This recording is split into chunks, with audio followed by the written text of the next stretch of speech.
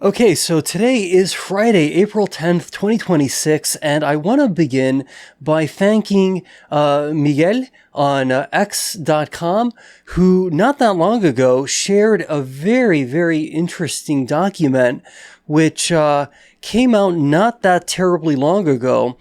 And it's a somewhat dense technical document, one could argue.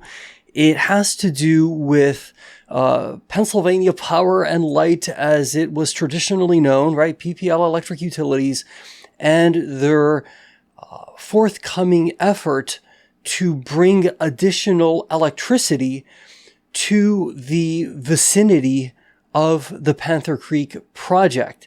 Now, I will post a link to this document, which appears on the Pennsylvania Utility Commission website, which was shared by Miguel, gracias Miguel, on our X.com community, right? Our Keel Crew community. And the date of this document is March 16th, 2026. So really not that long ago, about a month old or so. Again, there's so many documents, so many places to look. I mean, somebody could turn this into a full-time job practically, just trying to keep track of all this stuff. So long story short, I'm going to go ahead and paraphrase what Miguel shared, okay? He goes by Mike M. Again, Miguel Gracia. Here we have some grid updates related to the project. Hearings are scheduled for October of this year, October 2026. As we know, the first 50 megawatts are planned for mid-2027, but if we wait for an NTP, it doesn't seem like the summer will be the date, meaning this coming summer. So, I looked through this document and I noticed that the Office of the Consumer Advocate is now involved in advocating for there to be a real vetting of this type of project. And so there's a proposed schedule, which is still subject to negotiations with PP and Electric Utilities. And, this schedule runs all the way through basically the end of 2026.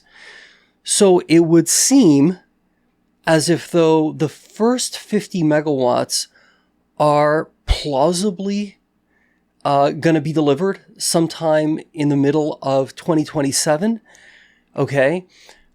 Now, having the megawatts delivered doesn't really mean much if ultimately you're still waiting for a permit to be able to cut down a tree, right? So you could actually even just begin some basic pre-construction civil works at Panther Creek.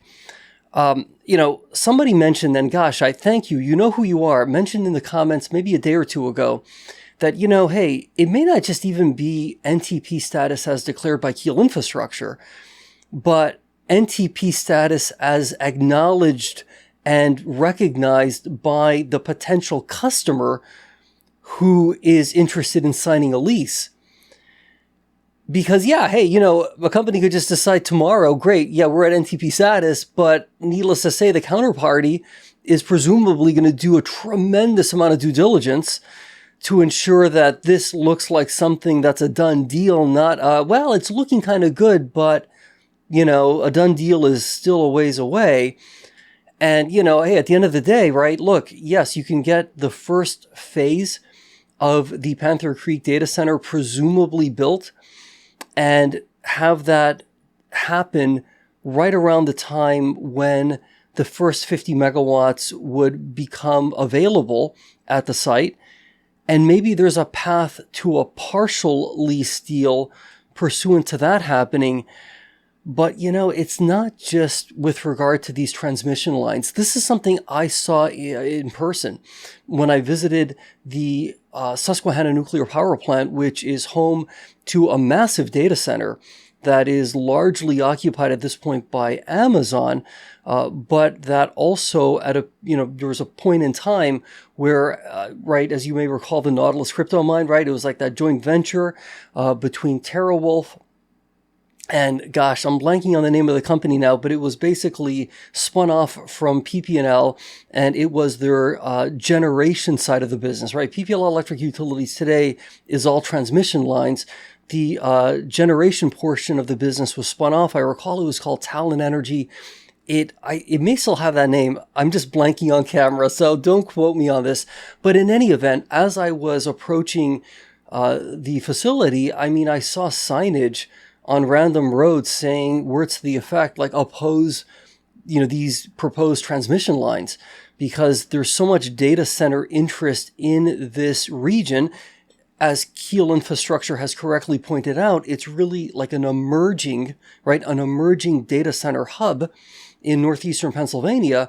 But understandably, you have people that have legitimate concerns about, transmission lines going over their property, having all kinds of, property rights issues, sort of like ironed out. So I think on the one hand, there's interest in what this can do for local economies, but there's also a tremendous amount of pushback, right? Because I think there's a perception as of right now, similar to the perception that existed with Bitcoin, that it's like, hey, wait, these are just these like really energy intensive things. And as of yet, right, we haven't really, I think at a mainstream level, seen the kind of like breakthrough headline where it's like, hey, a third of all cancers have now been cured. Wow. Thanks to HPC AI data centers and the life-saving work that's being done in them. What is instead being associated with AI is like, deep fakes, hacking, a tremendous disruption to potential like jobs, things like that, right? So it's for whatever reason, right? Hey, there's sort of like a negative shadow that exists as it relates to HPC AI. And again, like these are data centers that I really do believe have tremendous potential. But again, you have to put yourself in the perspective of someone who's had land, right, in a place for generations. And, all of a sudden this massive corporation comes around saying, hey, we want to like dig up this and that and do this. And, it creates friction. And I think I have some emerging doubts about this Panther Creek project, in the sense that, not doubts that it could eventually get done, because I think eventually it could get done, right? I mean, if you decide right now we are setting a 10-year timetable, we're going to just persist at this for the next decade, right? And we're going to get the job done. Hey, I think there's a high likelihood of success. But from a near-term market catalyst perspective, right? Those of us who are involved in shares of Keel, naturally, right? We don't look at this necessarily as like, hey, let's just kind of like stop looking at it for 10 years and we'll revisit it in a decade and see like what has happened.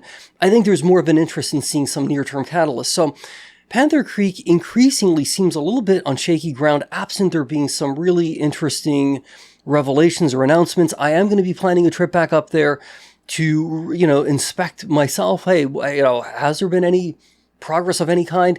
We are approaching what will be 5 months since the government reopened, right, back in November. And so then the question becomes, is there still a fish and wildlife permit issue that, there's a backlog? Okay, we're at 5 months. Is it going to be 10 months, 20 months, 50 months?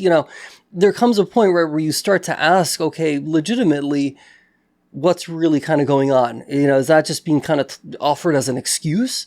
Or is there legitimately now a 5-month backlog or longer that arose from a 43-day government shutdown, of which 30 to 31 of those days were actually working days? We all know Uncle Sam can be a little bit inefficient here and there, but that just seems a bit much. So we're going to check things out, and hopefully, hey, I'll have some interesting news to share. But if not, again, these are all things we need to take into consideration. As it relates to, Moses Lake, hey, I'd like to believe at this point, right, based on everything I've shared, and the things that I've read, that we've got to be getting pretty darn close to there being a shovel in the ground, even if it's just to demolish a building, right, to make room for what comes next. And presumably at this point, I mean, bottom line, I don't know that there's any energy issue as it relates to Moses Lake. The 18 megawatts that are allocated to that site, to the best of my knowledge, are currently being used to mine Bitcoin. So there's not an issue of like, hey, there's no electricity. We're cautiously optimistic we can run some wires to our new data center. I think the wires, so to speak, are there. It's just a matter of, hey, the right kind of infrastructure to route that power into these data centers, right? So again, to me, it seems like everything has largely fallen into place. We're seeing actual demolition permits, being issued at Moses Lake. The one site that often I overlook, and I admit that I overlook it, it's Sharon. Okay. And yes, it's not as small as Moses Lake, right? We're talking, I believe, right, about roughly closer to like 100 megawatts. And so certainly it's not as big as Panther Creek, but it's this kind of like middle of the road, size. And I have done some digging, but I'm going to start doing a lot more digging because I do wonder if in fact that is a site that could conceivably see a bit more traction sooner than Panther Creek, right?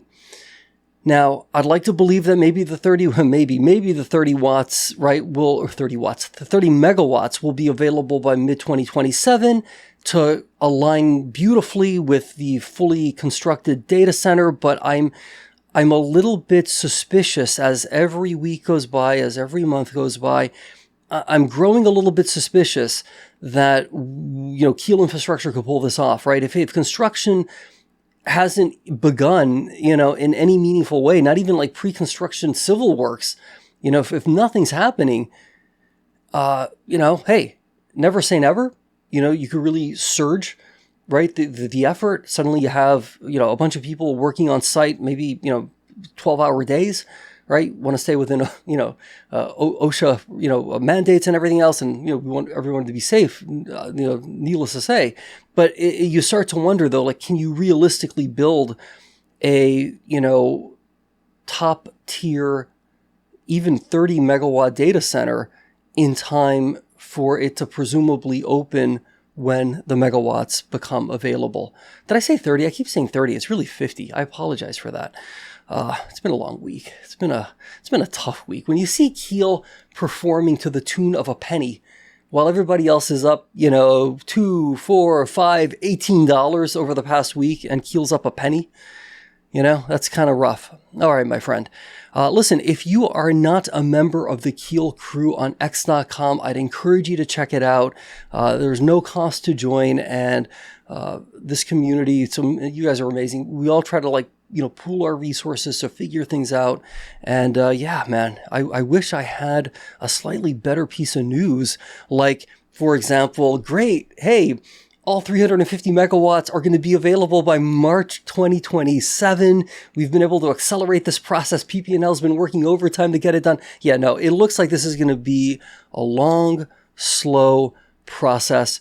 But in terms of near-term catalysts, Moses Lake still remains, I believe, a very strong near-term catalyst, potentially followed by Sharon more so than Panther Creek. And, as for Moses Lake, yes, it's a small site, but when we see what the deal economics could potentially produce in the way of useful revenue and actual earnings for Keel, it might be a bit of a game changer. It's not going to be some headline grabbing number, but in terms of a business that, right, for the last several quarters, we keep hearing, hey, Bitcoin mining brings in about $8 million a month, right? Or roughly that amount. You start to ask yourself, all right, well, hey, could a lease deal bring in at least that much, right? And by the way, the $8 million, that's for the company as a whole, not just Moses Lake. But hey, could a lease deal there conceivably bring in that much on a monthly basis, or some useful fraction of it that then we can extrapolate to the entire portfolio? Hey, this is what this company has the potential to actually do. And I think just seeing a deal on paper and a deal actually going through, it's going to make a big difference from my perspective. Okay, my friends, with all of that said, if you are brand new to this channel, please consider liking and subscribing. I talk a lot about Keel Infrastructure, but I am very much hoping to talk about a couple other things that are related to this topic, but that are not as hyper-focused on, filings with the Pennsylvania Utility Commission as it relates to transmission lines. I mean, that's really in the weeds. Okay, my friend, let's stay positive, let's be great, and we'll see each other again next week.